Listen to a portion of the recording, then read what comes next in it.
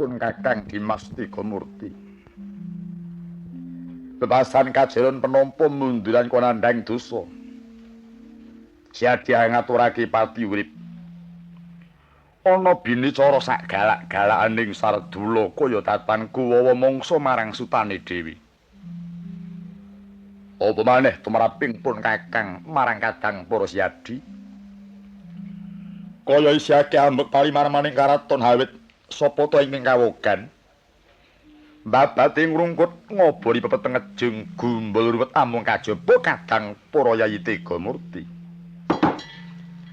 Kawula nuwun inggih sakelangkung bingah raos sing manah dene Paduka kinajak dhateng sasamiring adase. Ya mung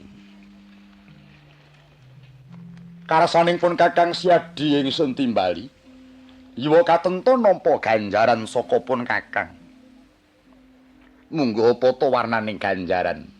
Sabuk cindhe kang dawa ubete.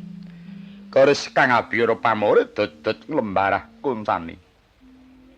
Gedene kadang para yayi. Ingsun kanthi pesta raja malangen linggot bawa. Ingsun upamakake adoh sudama luku sinawat dalang kayu. Cupak cepete tangeh kenane menawa kadang para yayi anyadang ganjaran saka pun Kakang. Aduh.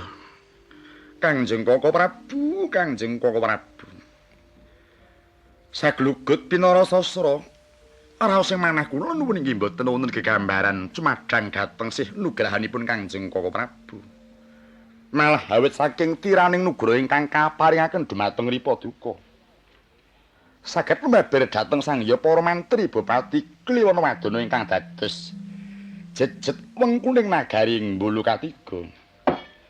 Wondene pangajaping Ripaduka.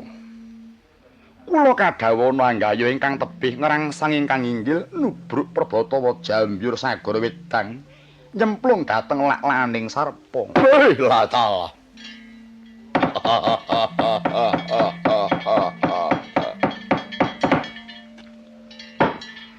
Adikku adikku. Pantes sinudarsana kesagawaning katang para yayi. Ingkang hambung tansah ngluhurake marang asmaning pun Kakang Dimas.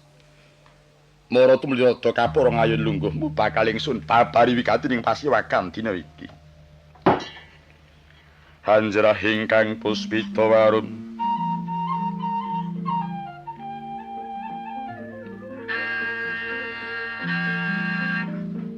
Kasliring samirana mrih